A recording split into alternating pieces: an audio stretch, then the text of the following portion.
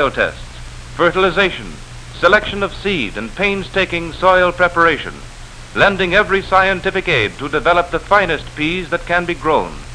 For it's in the field, and in the field alone, that quality is made.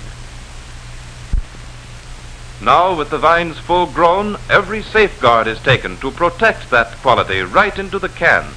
Every field must be cut when the peas are just so. Timing counts, and how. 1 hour too early or too late, and that prime quality may be lost forever. Comes the 0 hour and harvesting begins. The peas in their pods are just busting their buttons with on-the-minute freshness. There's not an hour to lose, and the mowers move in to capture that June morning flavor right off the vine. There's no twiddling thumbs when nature's the timekeeper. From the minute the field checker gives his go-ahead, it's a race of men and machines against time. It's a chain of many links, this harvest job, each dependent on the other. If only one machine fails, the chain is broken, the whole canning sequence thrown out of stride. When the vines are covered with dew and the pods are crisp and snappy, when the peas are at their peak, that's when the mower goes to town. Hightailing its way down the pea patch, it shears off each vine, like barber clippers on the back of your neck.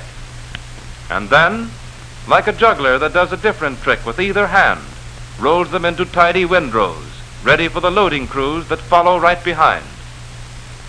With train schedule precision, the loaders follow right on the heels, or rather the clippers, of the mowing machine. Pods are still crisp with dew as that venerable farm tool, the pitchfork, begins hoisting them onto the wagons. Relentlessly, the wagon trains move down the windrows, pitchers on either side holding a steady pace to keep in motion the rhythmic cycle from cutting to canning. There's no stop sign for these men until the wagons are loaded.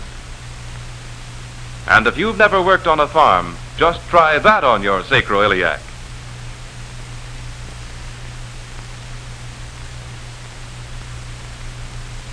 But maybe this type of pitchfork is more to your liking.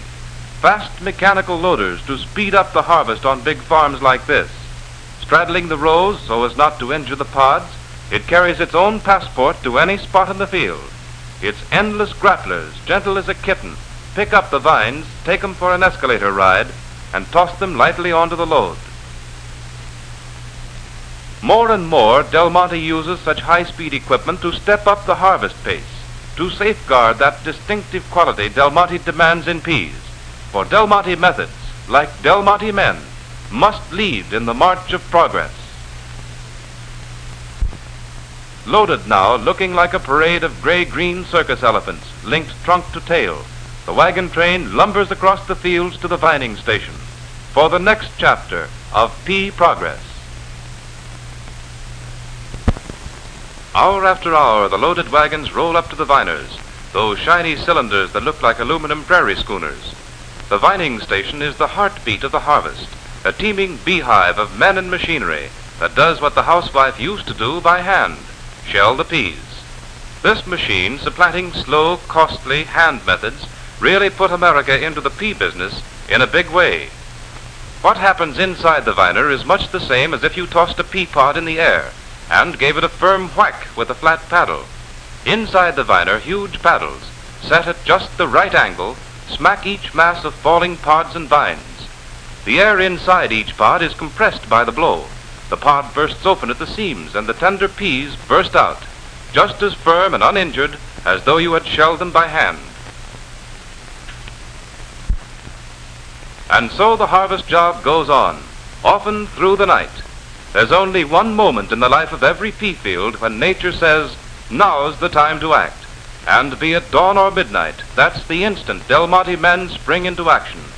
Only such vigilance can capture the tenderness and flavor for which the Del Monte label always stands. Short moments away from the harvest fields, the peas arrive at the cannery, where they wonder perhaps, what are these fellows doing? But they'll have to get used to constant inspection. By the time they're ready for the shiny tins at the other end of the cannery, they'll be the most scrutinized peas in the world. Here is the dispatch room that starts the peas over the packing line. From here on, every pea will pass through test after test, elimination after elimination, until at the end, only the very prime peas will have won their spurs for the Del Monte Early Garden Pack. From start to finish, it's every pea for himself, and only the fit survive.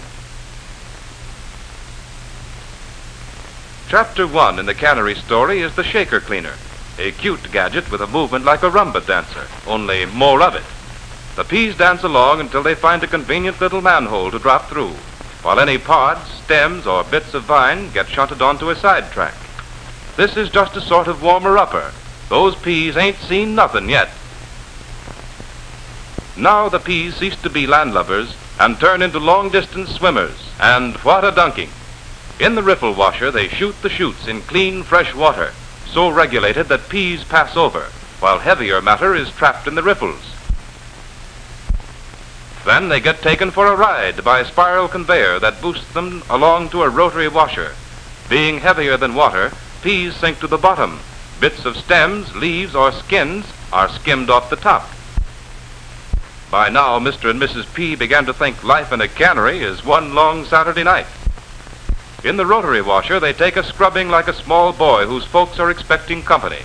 If peas had ears, this washer would get behind them, and that's no foolin'. The next operation gives two things, an elevator ride and a bubble bath. As the peas travel up a pipe conveyor to the top floor of the cannery, the water that carries them is bubbled constantly by a stop-and-go surge of water. Every little pea goes to the top in a billow of foam and gets a shampoo in the bargain. The water separator drains the peas and at the same time eliminates loose skins and broken pieces. Now here's real magic, the Colossus grader, and what sleight of hand stunts it does. Up to this point, peas of every size are mixed together like a herd of sheep. But that's no go when you're after flavor. It takes skillful blending of just the right sizes to give that natural June morning taste so characteristic of the early garden blend. No one size or sieve of peas can do it alone. No hit or miss assortment of sizes can do it either.